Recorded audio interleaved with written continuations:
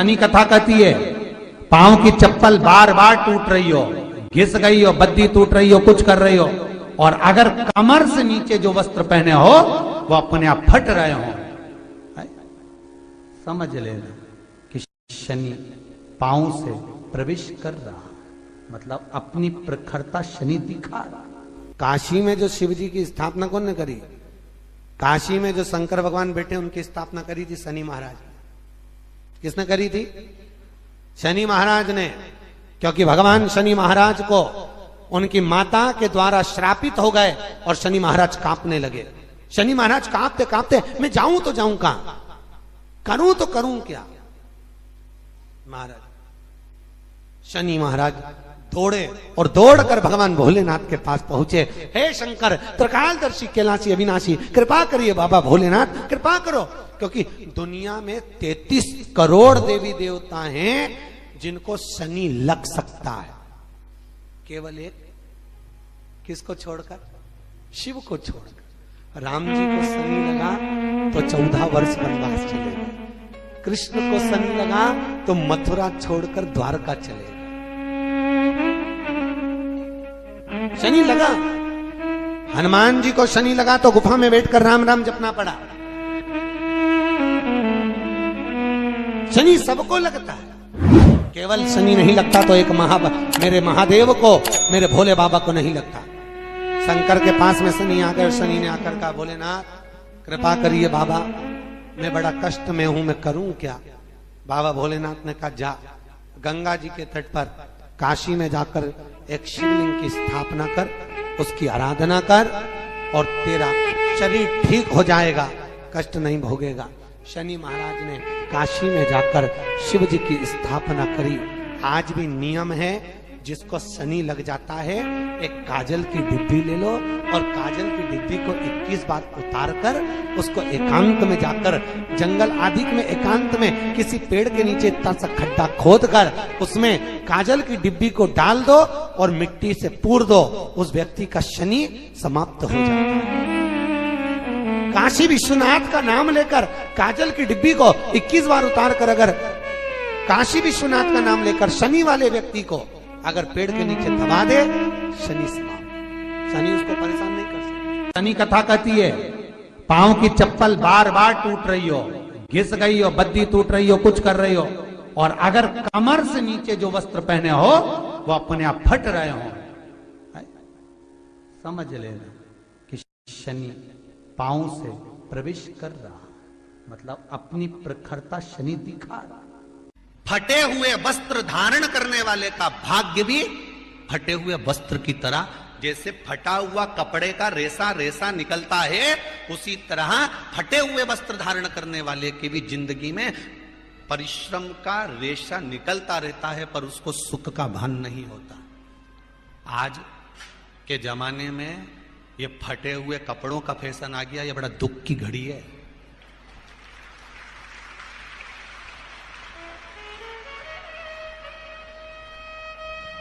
ये बड़ी दुख की घड़ी है महाराज, और लोग उसको फैशन समझ रहे हैं। पहले तो कम फटा होता था, पर आज के जमाने में तो इतना इतना फट गया, ऐसा लगता है कि दिवाली का बम चलाने गया था दीपावली पे और बम कपड़ों के बीच में से फट गया। इसलिए वो कपड़े कब पहनेंगे तो ने अब पहन लिया। शास्त्र कह रहा है, लक्ष्मी कह रही है माता पार्वती को कि 2 जगह पर अगर ये 2 क्रम जिस जीव के होते हैं उसके पास में से लक्ष्मी 5 साल में, हम कई बार कहते हैं इन बच्चों को नहीं मालूम, इन नवयुवक लड़कों को नहीं मालूम, इन नवयुवक बेटियों को नहीं मालूम कि फटे हुए कपड़े पहनने का फल क्या है। आज नहीं, विवाह कर कर जब जाएगी तो मायके से जब ससुराल जाएगी, तूने कुंवारी अवस्था में तो खूब फटे हुए कपड़े पहन लिया ने, मम्मी मैं तो जीन्स लूंगी ने ये लूंगी, तू तो खूब फटे हुए पहन, पर वहां जब जाएगी तब मालूम पड़ेगा कि रोना किसको कहते हैं। आज तो पहन लो। शनिवार शमी के वृक्ष के नीचे रहते हैं। सूर्य अस्त का समय हो, प्रदोष का समय, प्रदोष काल शाम के समय पर कटोरी में सरसों का तेल ले लीजिए, शंकर के शिवलिंग पर किसी मंदिर में जाकर सरसों का तेल शिव पर चढ़ाएं। तेल चढ़ते समय शंकर के शिवलिंग पर त्रिपुंड बना दें। ये एक उंगली, चीटी उंगली के पास वाली उंगली शंकर के शिवलिंग पर टच कर रखें और अपनी मनोकामना पूर्ण करें। बाबा विश्वनाथ पूरा करता है। भगवान शंकर के द्वार पर स्वयं शनि महाराज आज मिलने के लिए, और जितने ग्रह नष्ट देने वाले हैं, कारक ग्रह हों, बेकार वृत्ति वाले हों, वो सब आज शनि सबके दोष मिटा देता है। शंकर भगवान के मंदिर में आज से दिन, मंदिर में नहीं तो घर में अगर शंकर का शिवलिंग है तो एक दिया अवश्य लगाओ। शनि महाराज जीवन का सुख प्रदान करेंगे, आनंद। मान लो कोई व्यक्ति पैसे खाकर चले गया, नहीं दे रहा है, तो शास्त्र कह रहा है भगवान शंकर के मंदिर में शमी का पत्र, शमी का पत्ता, शमी पत्र, शंकर के मंदिर में काली तिल्ली के साथ में शमी पत्र, शनि प्रदोष सुख का है। स्वयं शंकर को प्रिय है प्रदोष का व्रत, इसलिए निवेदन है बन सके व्रत करते हुए भगवान शंकर का अनुमोदन करें, जीवन को सार्थक बनाएं, भगवान शिव का स्मरण करते हो, आनंद करते हो। शंकर सुख की देनी है, शिव आनंद। आज शनिवार का दिन है, जिस दिन अपन इस दरिद्रता से मिलने के लिए पीपल के पेड़ के नीचे आए हैं। हिंदू धर्म में ये दिन पीपल के वृक्ष के लिए पूजनीय होगा। जो भी शनिवार के दिन पीपल के वृक्ष की पूजन करेगा, दूध चढ़ाएगा या मिष्ठान का भोग लगाएगा, लक्ष्मी और नारायण उसके घर में प्रवेश कर जाएगा। लक्ष्मी और नारायण उसके घर में प्रवेश करेगा। पुराण की कथा कह रही है कि दुनिया के सारे तीर्थ नहीं जा सकते, पृथ्वी की सारी नदियों में स्नान नहीं कर सकते, पवित्र नदियों में आप स्नान नहीं कर सकते, या किसी भी तीर्थ में जाकर एक रात्रि भी विश्राम नहीं कर सकते, या हमने जिंदगी में कोई दान करा ना करा, कोई पुण्य करा ना करा, कोई सत्कर्म करा ना करा, कोई शास्त्र पढ़ा ना पढ़ा, कोई शास्त्र सुना ना सुना, उसके बाद भी शिव महापुराण की कथा कहती है कि एक दिन में अगर मात्र एक बार भी आप शंकर के शिवालय में प्रवेश कर गए या मंदिर में प्रवेश कर गए तो सारे तीर्थ, सारी नदियां, सारे सरोवर, सारी बावड़ी, सारे तालाब, सारे कुंड के स्नान का पुण्य, दान का पुण्य प्राप्त हो जाता है। केवल शिव तत्व को प्राप्त कर लेने। शिव महापुराण की कथा कह रही है कि घर में जो दिया होता है वो दीपक भी कोई साधारण नहीं होता, उस दीपक की भी महत्वता है, उस दीपक का भी वर्णन है। महाराज एक बात और बहुत अच्छे से सुनिएगा, शायद आपकी जिंदगी को सवार हो, शायद आपके जीवन को सवार हो। मेरी जीजियों, मेरे जीजाओं, मेरी बेटियों, बेटाओं, कभी मौका लगे शंकर भगवान के शिवलिंग के पास में आप बैठे हैं, यहां तक शास्त्र कहता है कि घर में अगर किसी को बहुत तेज बुखार आ गया है, बहुत तेज बुखार, और बच्चा उस बुखार में तप रहा है, बहुत तप रहा है, महाराज तुम जिस दिए में भगवान की आरती उतारते हो, जिस दिए से तुम भगवान की पूजन करते हो, कभी मौका लगा और आप पूजन करने के लिए गए,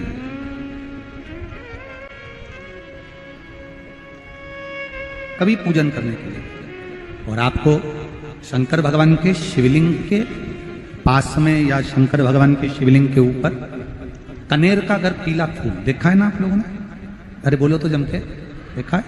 कनेर का यदि पीला फूल शिवलिंग के आसपास में या शंकर भगवान के ऊपर कहीं रखा हुआ भी दिख जाए,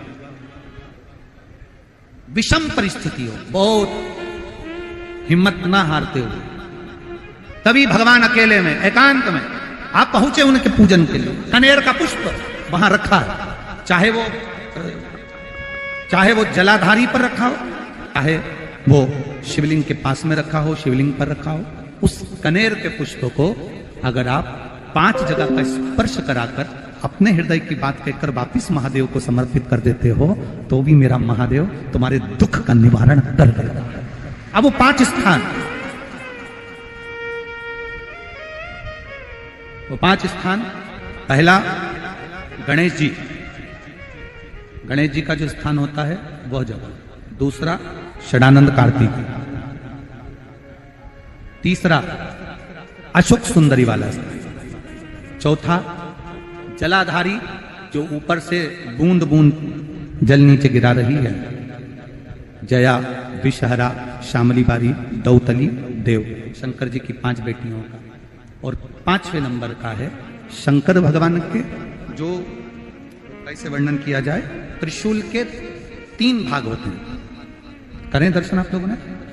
ये से सामने त्रिशूल लगा है, इस त्रिशूल के ऊपर देखेंगे तो 3 भाग दिख रहे हैं, नजर आ रहे हैं सबको।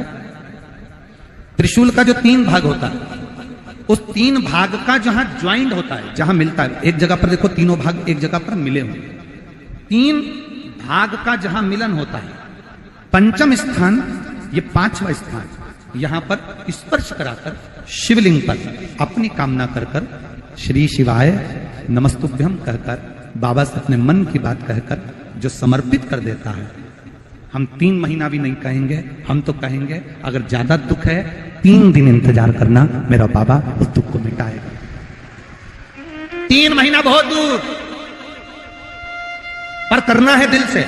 और कई तरह के दीपक होते हैं, दीपक का भी विधान वर्णन किया गया, उस दिए का भी वर्णन किया गया। यहां तक शास्त्र कहता है कि घर में अगर किसी को बहुत तेज बुखार आ गया है, बहुत तेज बुखार, और बच्चा उस बुखार में तप रहा है, बहुत तप रहा है, मारा, तुम जिस दिए में भगवान की आरती उतारते हो, जिस दिए से तुम भगवान की पूजन करते हो, उस दिए की बत्ती को नीचे डाल दीजिए और उस दिए को पानी की बाल्टी में धो दीजिए। कौन सी बाल्टी में? जिस बाल्टी के पानी से आप बच्चे को स्नान करा सको। मारा, केवल भगवान पर से ले जाकर, पास में से ले जाकर उस बाल्टी में थोड़ी देर डाल दो और उस बाल्टी के पानी से उस बच्चे को स्नान करा दीजिए। 15 से 20 मिनट, आधा घंटा लगेगा बच्चे का। बड़ी बेचैन दिख रही हो तुम, क्या बात है?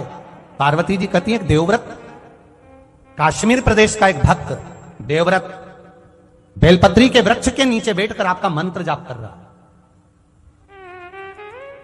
मैं आपको जगाना नहीं चाहती थी, पर बेलपत्री के वृक्ष के नीचे लक्ष्मी झाड़ू लगाती है, सरस्वती वीणा बजाती है, इंद्राणी उस बेलपत्री के वृक्ष के नीचे जल का सिंचन करती है, 33 कोटि देवी देवता उस बेलपत्री के वृक्ष की जड़ में विराजमान होते हैं।